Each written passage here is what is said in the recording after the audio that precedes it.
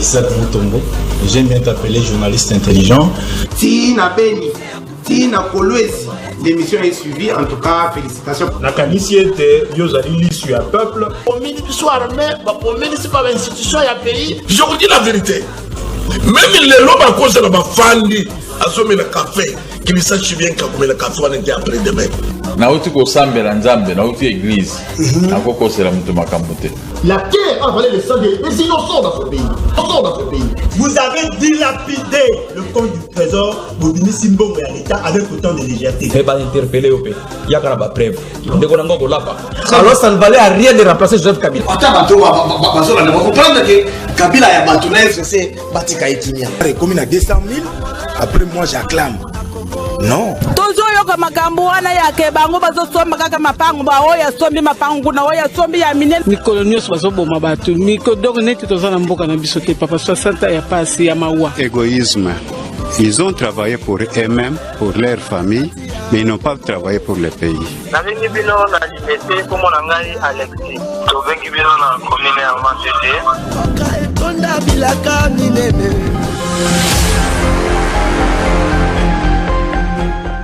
Tovengi bino na commune ya Matete. Konda bilaka minene.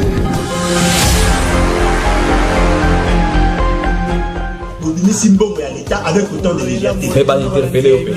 Il y a pas preuve.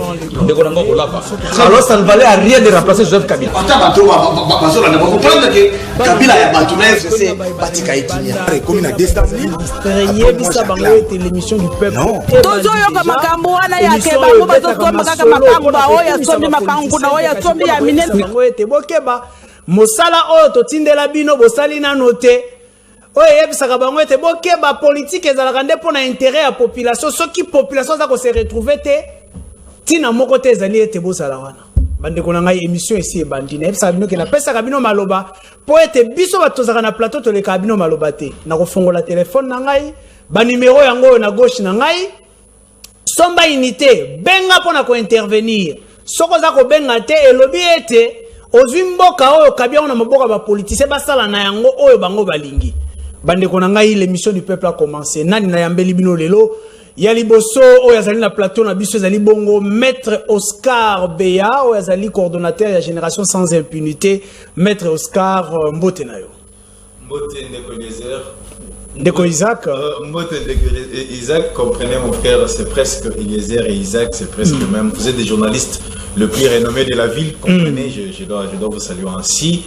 Moi également, n'a téléspectateurs Nioso, il y a émission, félicitations parce que ton émission est en train de prendre l'ampleur, ça prouve à suffisance que tu fais un bon travail, c'est pourquoi on a Benga Kayo, journaliste intelligent. Merci beaucoup. Boni Masolo ya My Gold, tozali nango déjà wapi bandeko ba komituna. Mon frère Masolo ya My Gold, tozo continuer nango, nous sommes en train toujours de identifier toutes les victimes de My Gold, mais mon frère, Naïbicho Isaac Mutombo, Naba téléspectateur Nayo, selon ba recherche Nabiso, nous avons constaté que Serge Kassanda, c'est un escroc.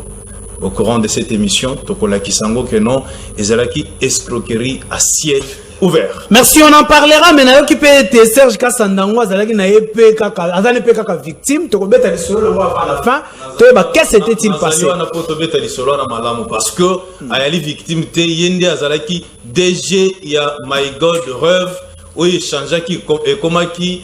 My crypto rêve yende azalaki DG nango ceux qui balobi ki aza victime batwana nde bazana ignorance makasi biso to sali ba recherche en tant que les avocats de sans voix mon frère réalité ezamusu. Merci beaucoup ndeko na biso ya mibale ezali bongo ndeko junior lokilo boyebi ye côté ya kobeta pour l'intérêt à la population, ça la massivité. Ndeko Lokilo Mbote na.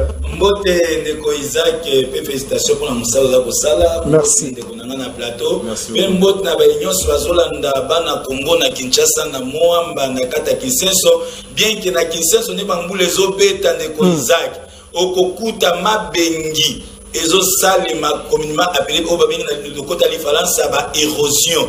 Alors bandeko bazo kamamboka bazo ebate ndeni ba osalelo aveni ki quitte banda ba manda misala eza ko accélérer avenue Otoyo qui était président de la République c'est après ça qu'il loboko na accélérer na le cas kuna lobi pona ki ko vérifier ko benga na émission le ko benga il faut na le cas na vérifier sur terrain alors na kena kimwenza na yolo wana kutu kolobela te bon sozo na bongolo eza ya kokufa. Or, les compétences sont d'attribution. Ils ont bloqué le gouvernement central, ils ont bloqué le gouvernement provincial. Alors, central la salité, provincial la salité. Mais Bakosu, Kaka, Otiaka, banderole, Kotiaka visibilité, Kozaka, Kenon, Oya, Kota, Babandi, Misala. On a relaxé, te baza ko sala mosa. Oh, Misala, le peuple n'a pas besoin de ces choses. Le peuple a besoin de palper la réalité. Même union soirée, union sacrée, union sacrée, Neko. Parmi les objectifs à Liboso, il faut pas Banzela, il faut ça parce que la route est un facteur primordial dans l'État développement économie.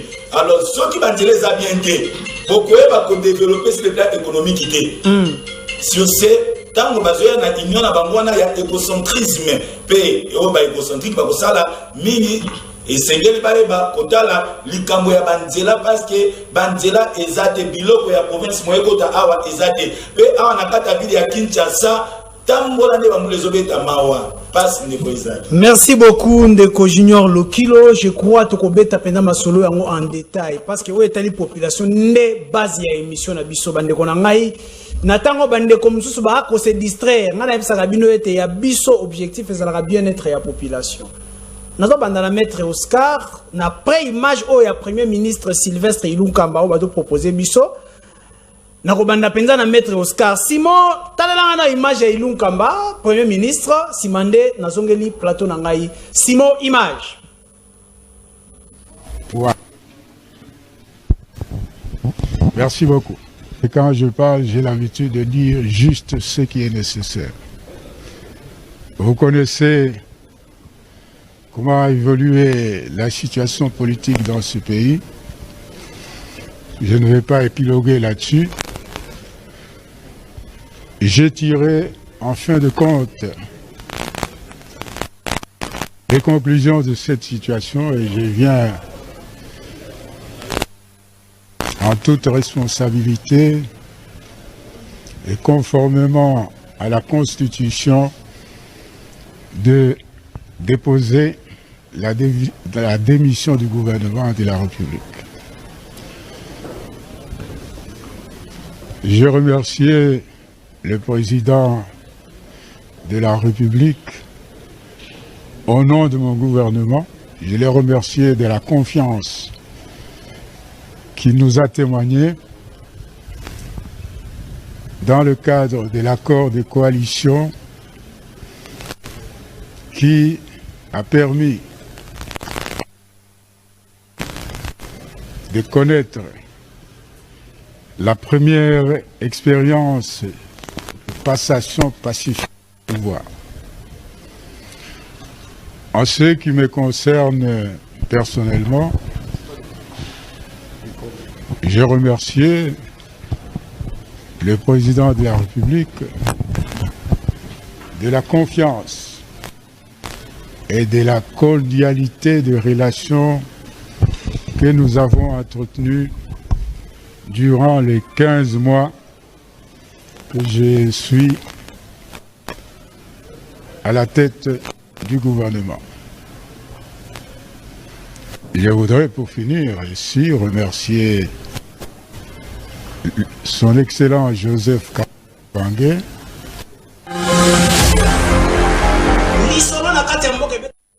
Voilà bandeko na ngai wana ezalaki bongo Sylvestre Ilunkamba oyo tokoki kobenga lelo ex-premier ministre de la République démocratique du Congo a déposé démission na ye. Mais en quoi cela profite à la population congolaise? Bazokota, bazos vama, bazokende.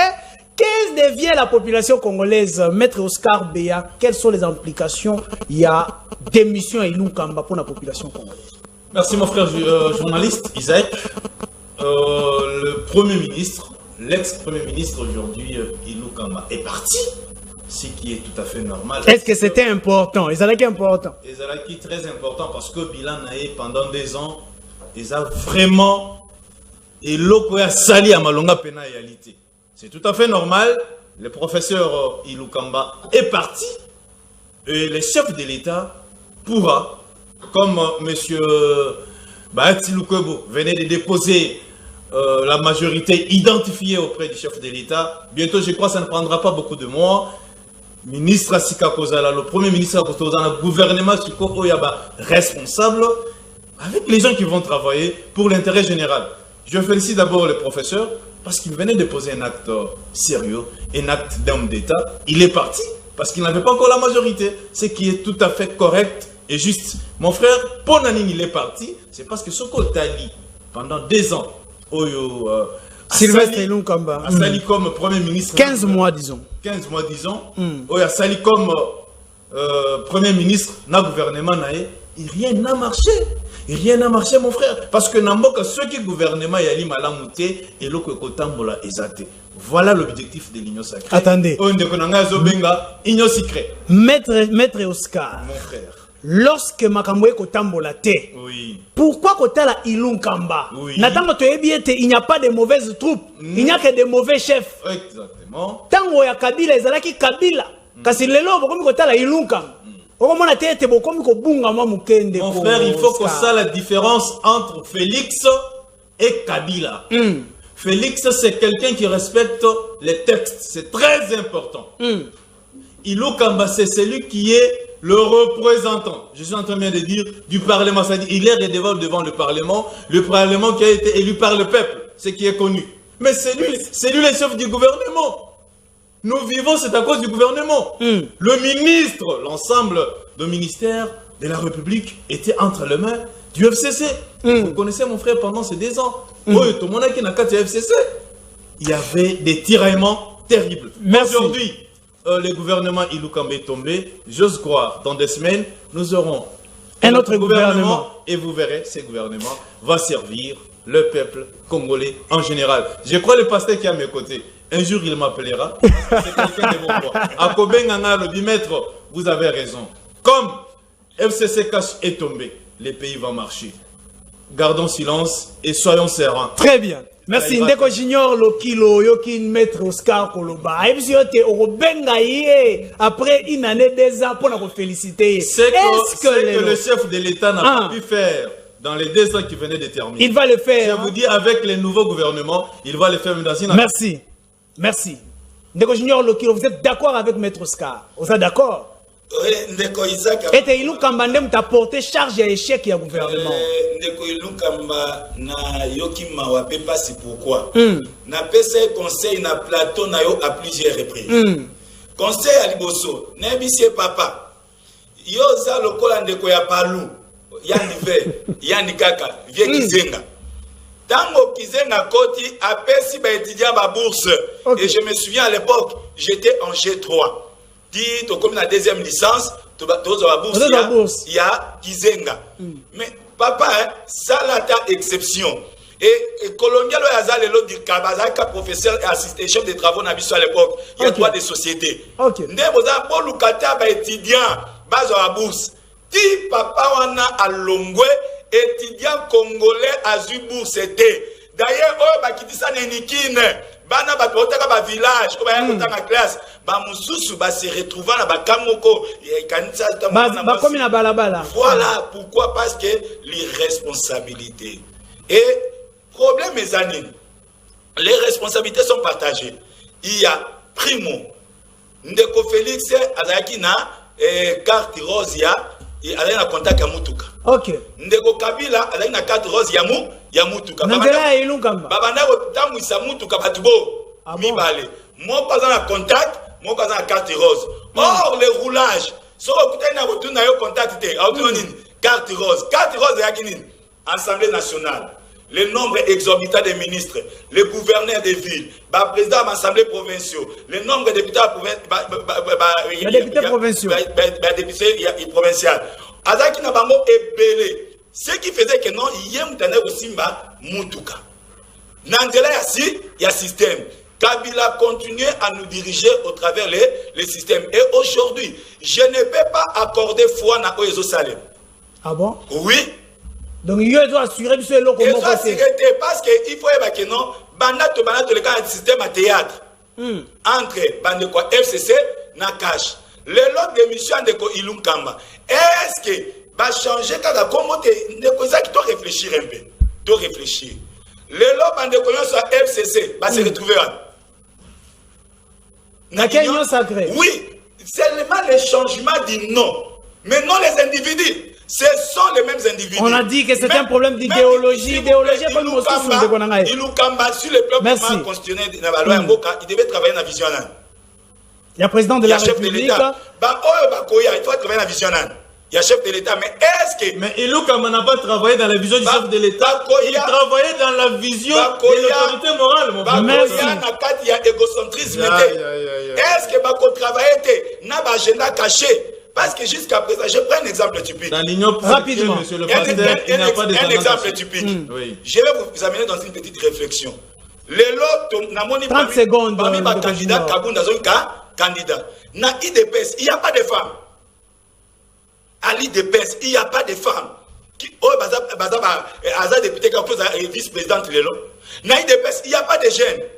Donc, aux hommes, on a le même système. Ce sont les mêmes personnes qui reprennent. Donc, on peut maintenir les choses. Or, les lots qui ont un changement, qui ont une nouvelle génération. Na IDPS, il y a battu des têtes passantes qui sont là. Merci. On pouvait prendre un jeune député à IDPS, bâtir comme candidat, une femme, bâtir comme candidat. Merci Ndeko Junior, Ndeko Daniel. Oyoki bandeko kolobata ko tozali na mwa retard mwa moketo yebi ba embouteillage ya Kinshasa. Mbote na yona. Mbote ndebe Isaac. Bonne santé. Santé gande ozago mona esengo makasi. Ah OK, okoti biso déjà na débat na koti si yombala moko. Lelo Ilunkamba kei. Est-ce que ezalaki problème ezaki Ilunkamba to problème ezalaki nde pouvoir ya Félix Tshisekedi? Merci Ndeko Isaac. Napesi d'abord mbote na bandeko na koti du Kolo Plateau. Merci beaucoup. Na moni ndeko na pasteur na maître azali kona oje na maire na kobenga na maître. Merci beaucoup. Mais to kolinga ba pasteur te lokola bango imolo ndeni Kolo Plateau na. Oh, wana na Ndeko Junior. Ah, Ndeko Junior atika kamate lokola bango imolo na. D'abord, na pesi balandi nyonso balingaka yo en tant que Ndeko Isaac na émission ya bana Nzambe. Merci. À la chaîne moko bana Nzambe. OK. Soki bato oyo basalelaka ki satana o basalelaka bundoki soki bakomia fo bo bazo Nzambe. OK, toke la salle biso siko Nzambe. Ndeko na ngai to malembe ko.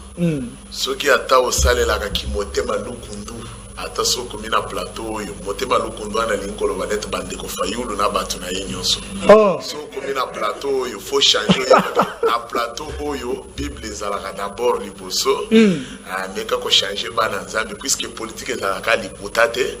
Lelo to komona ba pasteur ba coach na kati ya politique pona ko changer un peu makambo. OK. Muntu ayaki ko bebisa politique eza Kabila libakuma be pona Congo. Nde muntu ayaki ko bebisa politique ko l'accès était politique ya Congo ezali lokota. Siko nani ayeko bongisa yango? Muntu ayeko bongisa lokota ezali mwana mboka oyo balobi ke makila na ye ya koganga Félix bongisa mboka. Ah bon? Félix azali nde mwana mboka toyebi afini na bango na isika azwa quand même atandenge balomangwele. Est-ce que tu y es mais bato musuto yebata côté batangela maternelle côté basilisela to yebate quand même tous à la fierté. Voilà, tout qu'est-ce qu'on a sujet. Tout qu'est-ce sujet. OK, malembe tika na mama mwana mboka to mwana mboka. Ndeko Daniel, OK na. Isaac na kimaka plateau na yo parce que motikela ngatante. To gérer ta te bezanza ngonga. Ya mwana komo kima plateau na yo. OK, to qu'est-ce qu'on a sujet. Batikela ngai moi ta MP. To côté ya bandeko na biso bazali na bandako. L'air to yawa ba papa ba mama bana Nzambe bazali na ndako bakolanda biso. OK. Ezali te ke biso to leki bango na mayele. Bazana besoin ba bakisa un plus. Il faut quand même to lakisa que différence dans le monde politique. OK. Quand même on doit changer politique. Ezali Félix Antoine Tshisekedi Tshilombo Fachi Beton. A changer nini? A changer makambo ebele. Fais ça par exemple. Yo kana ebisa yo. Lelo quand même Félix Antoine Tshisekedi Tshilombo a changé makambo ebele ata première dame aux hommes en présence ya qui première dame partout en Afrique. Place ba première dame bazaka tout monde que lelo toza la chance ya kobeta le bango tozu pe première dame Maman Denise Nyakeli Tshisekedi. Oh on a ngo bino jalelo ndeko na ngai. Non. Je mangana ki jalelo na ngai. Oh. Oui, oui. On peut s'engager pour ça les lots que l'on sacré dans la ministre de discipline. On a demande d'emploi. Première conseiller na yezali Maman Denise Nyakero. Voilà, na pesa siko na pesa une minute na yo. Na pesa siko une minute na yo. Na kende ko sala kijale na président Rwandais Kagame ou to président Burundi. Non, non, merci d'abord. Ok, la personne une minute n'a réagir par rapport à nous. Merci d'abord, la bana changu nyos pa kolanda na minute oyo, bana changu lobby to kozala na changu. Lobby to kozala na sele pour la première mukolo papa na biso kufaka. To kozala messe d'abord na sele na mausolée, ya papa Kondo Tshisekedi Lumumba, les vrais patriotes, oyo asala fayulu le loi comme homme politique. Oyo asala bande ko ebele ba komba on politique le noto moni ba mende le lo bango ikasa ba komo lo ba ke to le kela na nzela yi depes le lo ba shadari ba tiki ki mono ba komo lo ba to le kela na nzela yi depes le lo fayulu akolo ba makasi nyoso na zani na ngo ezali pona papa eche mais fayulu donc koto za ko memanga na nyoso za pour réagir na débat na biso nazali cadre na kati ya yi depes wana na mamuto ko beta mona suka ndeko Daniel wana ya no la yo papa na ngai tika na pesa message na nga puisque oya okatanga na suka ya wana lobi na koyebi sabana nyosha IDPS na peuple congolais bazali na Kinshasa lobi tozali na mausolée na messe. Merci, c'est compris. Merci à papa Etienne. C'est compris. Tant que kolongo wana to kozala na limité na siège national oye ebani. Merci. Parti politique monsieur na siège te. Na moni ngonga na we silia. Merci beaucoup na mutuna na yo. Merci pour des chapeaux. Ngai ba ko benga ngabi kolo ali bintre ya peuple. On a koyoka siffler na ba carton rouge. Malgré le plateau, on a sifflé les deux. On a sanctionné na ba carton rouge, na bobi na poche. Mais na koye bisayo ke politique est combien lengi fachi abalolishe. Ata fayulo akomituna na lobaki pona ndeko na ngayo yoke akosuki sangai. Fayulo akosuka. Lobi kutuna landa ki moi message na ye moke ale bisibatu na yeke no. Na suki. Na mone skali lobo kusuna bolobate. Akoza suna ki opposition te. Lunkamba Pepe bande kuna baza ko sele ya FCC baza ko sele ye tango ba ko sele ba ko réunion président Daniel yeboye ba yoki Lunkamba déjà na oya président to ayeba kiteke Lunkamba oya mais Lunkamba déjà mi kendalo bolingi na kota boloko usiwe yoki makalo ndenge ba pepa ka fumbule. Merci, merci. Ngonga na we leki ndeko ndeko la ngai. Ya on a biso kende droit na but parce que ngonga na biso da consommer. OK.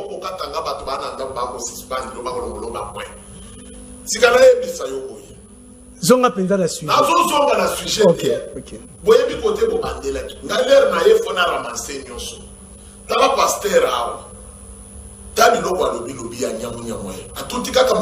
Nini ya mabeo ya lobi? Alobi awa ezo ebisebiso ke non eloko balonga ekosalema te.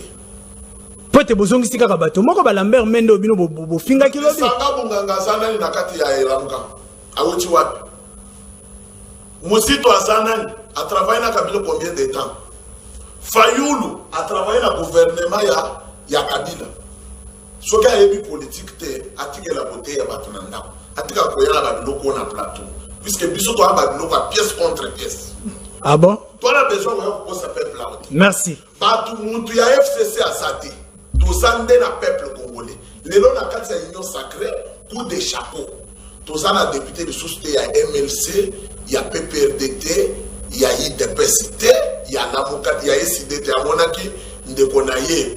Basala ki préparer te na élection à monaki nani député na bango national wala ataka pichema wana azalaki wana yepe avotaki ki très bien. Très bien, très bien. Population la Rolanda biso to s'éterniser te na makambo wana de s'il vous plaît ndeko Daniel nazozongela yo rochite. Nazozongela yo s'il te plaît ndeko Daniel s'il vous plaît. Yoka. Na batu ya parti politique tozalinde ezali liziba ya bomo. Merci. Merci. Na milimo mabe sukela libanda. Soza moto ya rapport mapping. Merci beaucoup. Maître Oscar. Maître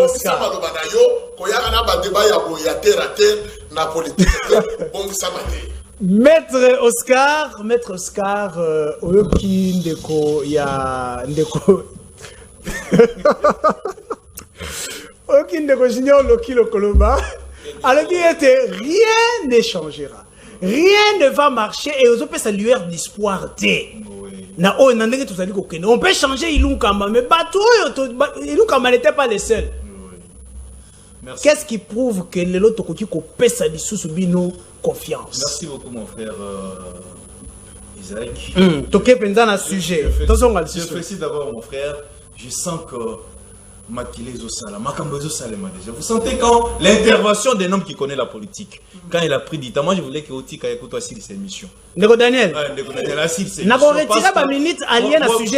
problème est parce que j'ai senti qu'il a la matière. Notre pasteur Zapembe Nabiso a fait sa président 3 ans. 2 ans est raté, 3 ans. Non. Il faut passer 2 ans parce qu'il y a des années électorales. Au moins, le point de qu'on a soulevé à lobby. Dans l'union sacrée, il n'y a pas des autorités morales. Dans l'union sacrée, il n'y a pas de couleurs politiques. On vient tous pour servir le peuple congolais. Point barre. Fati avait dit, il n'y a pas une année que l'année 2020, c'est l'année des déboulonnés. Il a déboulonné le système Kabila. Kabila est parti. Mais Félix Alinga Rwandais était mon frère journaliste. Il ne fallait pas le Kaba Burundais, il ne fallait pas le Tanzanien. Il est question. Au monde aux Zana, au Kobala Ndumba Pena Vandara na hôtel, au Tché n'a pas allé au PC idéologie à Moissi à Dibala, à Tiki Magamunyo Soma. On ne change pas la nature. Écoute mon frère, c'est ce que aujourd'hui le président de la République, son Excellence, Antoine Félix Tshisekedi, est en train de faire. Mon frère journaliste, nous n'avons pas le temps d'aller prendre député en Boka Missou, est-ce que vous oubliez que les lots députés ne sont pas dans la FCC? Merci. Merci. Aujourd'hui, l'IDPS, c'est l'université. Quand on rentre dans sa maison, on doit suivre ce que le papa est en train de dire. Aujourd'hui, mon frère Isaac, je vous donne ma parole d'honneur et même ma main à couper. C'est que Félix n'a pas pu faire avec la coalition Cash dans 2 ans. Il va le faire dans 1 année. Et ce peuple, ce pays va changer. Il n'y a pas à tergiverser. Mais ce qui me fait mal, c'est quand un pasteur, parce que le pasteur, je peux dire, il parle au nom du peuple. Non, écoute, non, on ne vient pas les placer. En quoi est-ce qu'il a péché? Non, ici on fait la politique. Évitons des méli-mélo. Ici c'est de la politique. Ça, ce n'est pas le plateau de l'évangile selon Jésus-Christ. Non, merci. Ici, on vient faire la politique. Merci, maître Je suis en train de citer. Je dis ceci au pasteur. Les pasteurs doivent prophétiser pour cette nation de belles paroles. Il faut pas misara maloba bien. Mais quand un pasteur est en train de prophétiser, et le koko simbate, mais si aujourd'hui est simbité, mais banazam na ba kopese di mena. Merci. Ndeko Junior, oyoki balobi ete koza la prophète pasteur a prophétisé makamba malam. OK. Parce que ça dépend aussi, il a dit mais komando kota na église. Merci beaucoup Ayokio. Ndeko Junior balobi ete koza la prophète de malheur pour Namboka. Mais comment ça? Si le Félix a zuité. S'il vous plaît, maître, laissons le temps. Je suis en train de citer. On doit lui laisser le temps, il est seul sur le plateau. S'il vous plaît. Mandat Félix est simbité. Félix a souffert na banana été. Vous connaissez que Félix a grandi dans une bonne famille. Merci. Très bien. Gérons le temps. Ndeko Junior Topé. Merci Ndeko Isaac. Nous devons faire la part des choses entre une analyse et une prophétie. Très bien. Je suis là non pour prophétiser, mais pour faire les analyses. En tant qu'intellectuel. La bouche d'un pasteur doit être différente. S'il vous plaît, maître. Les la bouche d'un démon. S'il vous plaît, maître. Disent ceci. L'homme qui se pose beaucoup de questions aboutit toujours à une réponse.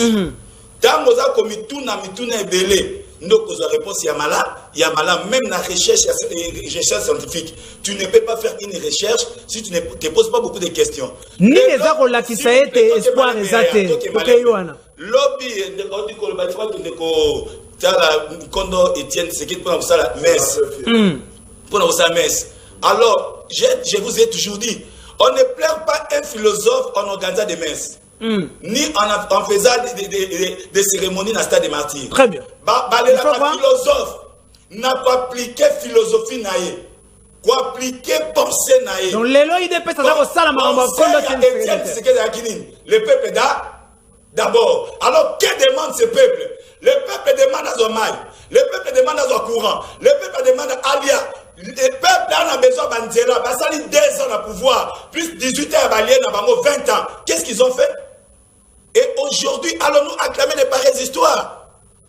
Vous allez nous empêcher de faire les analyses correctes. Allez-y encore. lorsqu'ils m'ont bien aimé à gauche, Ndeko Daniel, Azolobela Makambo, il y a Union Sacrée, Keza et MS Sazate, Oyazate, s'il vous plaît. Je pense qu'il est juriste. Ok. Union Sacrée jusqu'à présent, et ça la statut juridique. Et là, quand il y a un parti politique, il y a un regroupement. Ces députés-là, il y a une élection. Na oetali ba regroupement pe ba parti s'il vous plaît il a touché les points purement juridiques. On a ça analyse et on a aussi mon frère à côté. Ok, je suis là. Allez-y, vous avez encore 30 secondes. Il y a une grande différence entre un regroupement politique et un parti politique. Bien. Ces regroupements n'ont pas des statuts purement juridiques. Alors bateau bakewana Ndeko, nous connaissons les Congolais. Et Toyebi Batouana, comment est-ce qu'ils ont géré le pays? Ils sont animés d'abord dans la mauvaise foi. Au côté de la Bangoana, quand au lieu de proposer au comment on a l'élo, là c'est mon ami. Au lieu de bâtir Bango, on cherchera toujours à maintenir les mêmes têtes. Or, tous obligés, il faut tout changer de génération. On n'est pas obligé de rester avec les mêmes personnes à la tête du pays. Merci. Il faut une nouvelle génération. Il faut battre Très bien, je reviens à vous. À travers et jusqu'à présent, il continue à travailler. Beaucoup de l'Union Sacrée, lobby a continué à travailler. Si on va gêner dans l'université de Kinshasa, on va dans Lubumbashi, on va dans IPN, on va dans ILK et ailleurs. Bango Baza a droit de travail. Merci beaucoup. S'il vous plaît, papa, non, moi. Oui, je vous accorde tout le temps. Je ne suis pas de l'UDPS. S'il vous plaît, s'il vous plaît. Je soutiens le chef de l'État, mais je ne suis pas de l'UDPS. S'il vous plaît. Oui. Je te réponds, je ne suis pas de l'UDPS. Exactement. Maître, s'il vous plaît. Ils sont adhérents. Alors, je suis seul. S'il vous plaît, pasteur, il soutient l'homme de Dieu. Je dis ceci, s'il vous plaît, maître, je ne suis pas de l'UDPS. Gérons le temps. Je soutiens le chef de l'État. Gérons le temps. Exactement. Alors, ils sont à deux. Accordez-moi le temps. Allez-y, vous avez encore 30 secondes. Et de donner la lumière à la population, au peuple. Alors, peuple, Wana Azan a besoin d'un discours. Le peuple, union soirée, union sacrée, union sucrée. Tango Bazoya, peuple Azo Zelanine. Peuple Azo de la sociale n'a échangé. Mais c'est les bandes. Peuple Azo de la ligne. Peuple Azo des élections crédibles. Peuple Azo de la réforme et la loi électorale. Bien. Peuple Azo de la tozala na bakonzi ya mamu ya seni oyo tokoorganize ba élection malamu pour que to connaître toujours ba problème. Yoka tikotala eloko. Tala eloko. S'il vous plaît, je reviens à vous. Nous devons d'abord connaître le pasteur de quel parti. Merci. Simon Tchelangananou, s'il vous plaît. Simon Tchelangananou, banderole wana. Banderole population à Salisi wana. Simon Tchelangananou, banderole wana total. Le pasteur est de quelle couleur politique? Voilà, regardez-moi ça. Regardez-moi ça. Régie des zones SNEL. Natango population da cause la régie des zones SNEL bino bozo welela nanu primature na Ilunkamba. Ndeko Daniel. Oko répondre nini na bato basali banderole pona koloba to boyi régie des zones SNEL. Natango bino boko lukananu kokende ko sala ba mes, natango bino boko lukananu kokende ko benga na Ilunkamba, kokende ko sala nanu ko welela ba poste de politique. Tokei. Politique est combien lengi? Si vous voulez pasteur à Otokawa, Malubaka Mukekala pasteur d'Otoka. Abo Sanagana plateau, Kanisi Gazana chérie église. Tokei, Zongi Sakasima. Oribi, faut passer. Quel est maintenant le sujet parce que tout cas n'angonga moke au yereta. Tokei. Sikana ramasser d'abord le Sotoko. Tokei. Je suis un cadre de la parti politique IDPS, maître Aza IDPS. Tebo Sototé, ça dit réflexion, il faut gérer les mots, s'il vous plaît. Non. Aza IDPS, papa. Maître Aza d'abord, il y a eu des PST. Aza chaîne, Aza pour soutenir vision ya Mokonzi Yamboka. Merci. Oyo Mokonzi Yamboka pour salaire madame Ndazali Kosu. Ok, tokei na oyo yo. Pasteur Azali Modia eside mutu ala moka. Mutu ala moka. Le loi kotika la koloba bola ya Félix na plateau awadi. Yako ana kela. Mais Ezadon a été. Il faut ça la différence. Puisque Azali Moussali Nazambi. Toi, on a besoin d'un mboka oyo tozala na bato o bakolinga mboka ezonga na simate et avancer kende liboso. Kabila bomi mboka pendant 18 ans. Lelo Félix aye na 2 ans balingi azongisa mboka normal ndenge na moto abomi mboka pendant 20 ans otala bisika na bango Fayulu azalaki préparé te na élection yango wana bimisi député moko Ndombasi wazalaka na serifiete na ye ya jeune wana bato bayebaka yango yokanga ndeko kokata ngai te ndeko journaliste s'il vous plaît soki wozala nalingi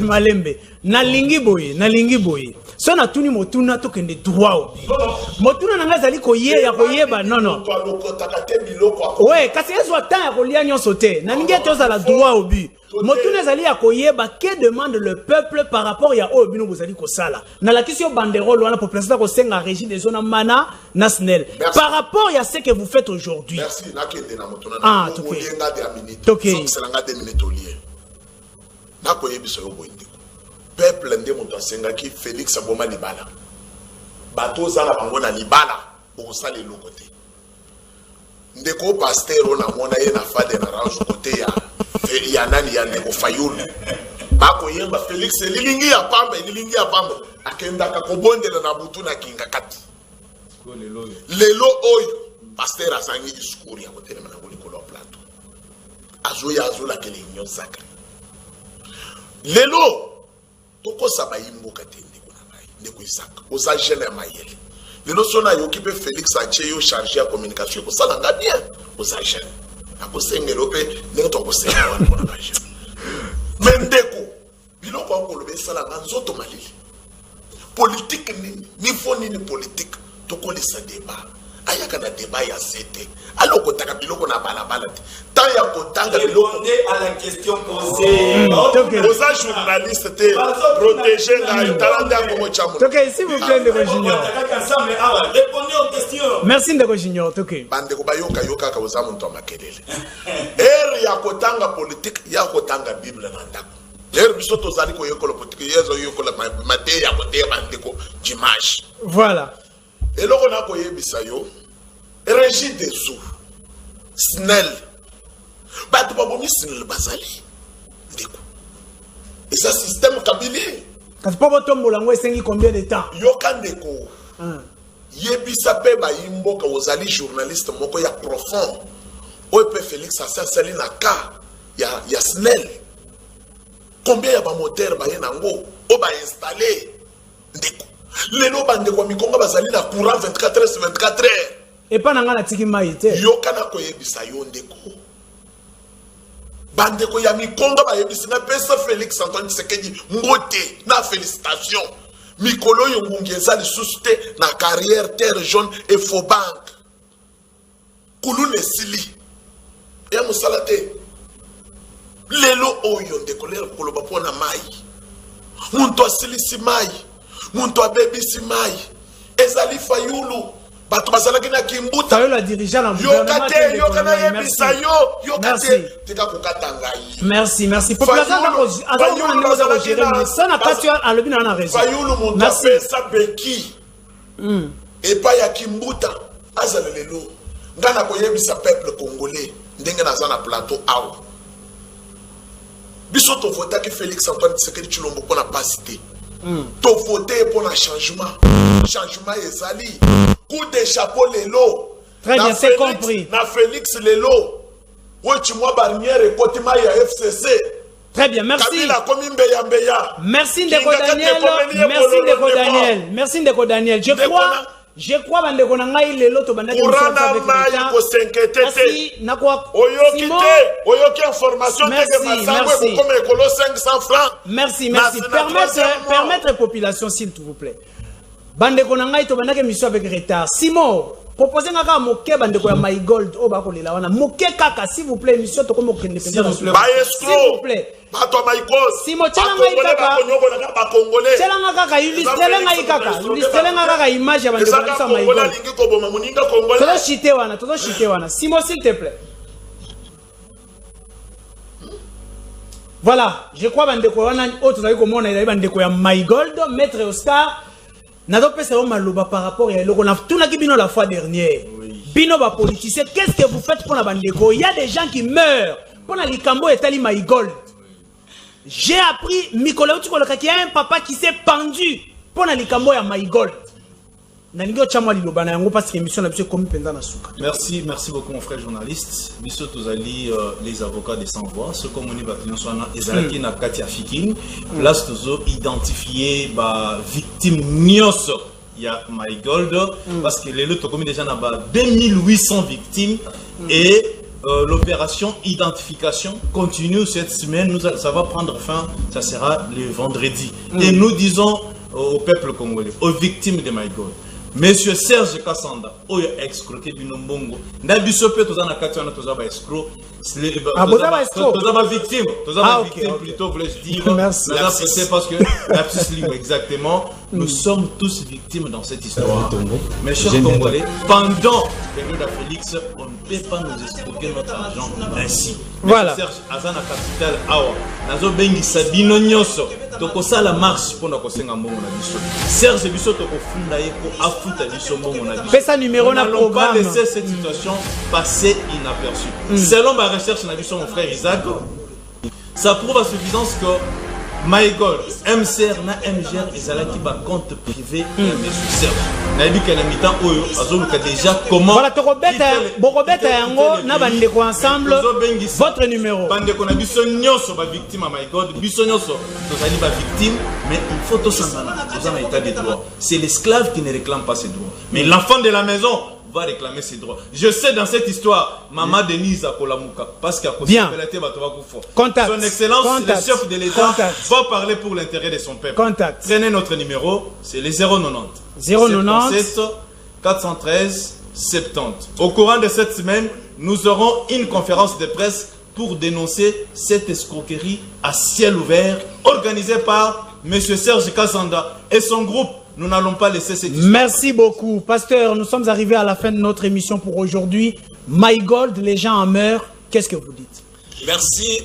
De comprendre que tout droit Nabi. Pasteur parlait de My Gold.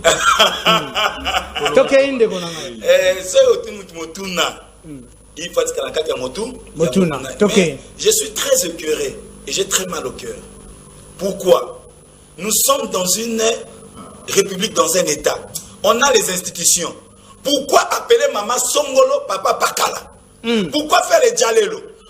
Dans un ministère de la justice, il faut demander aux institutions de faire le travail.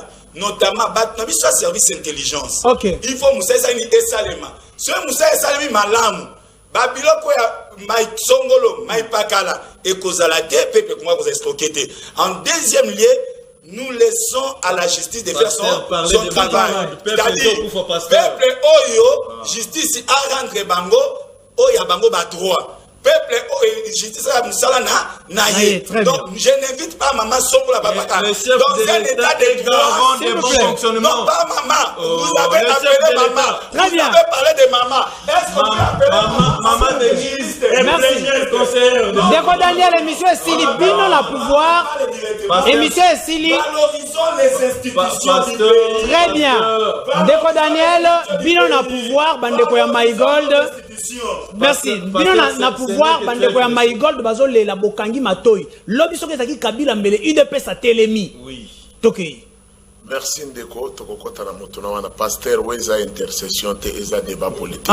Prochainement. Kata li solo parce que tokomi na My Gold. Tokei tos bon, le problème ezali d'abord tosi to vérifier makambo ya My Gold na koyebisa Serge Kassanda. Très bien. Monsieur Kabongo Enoch Baba ya Mandef. Monsieur Kabongo Enoch.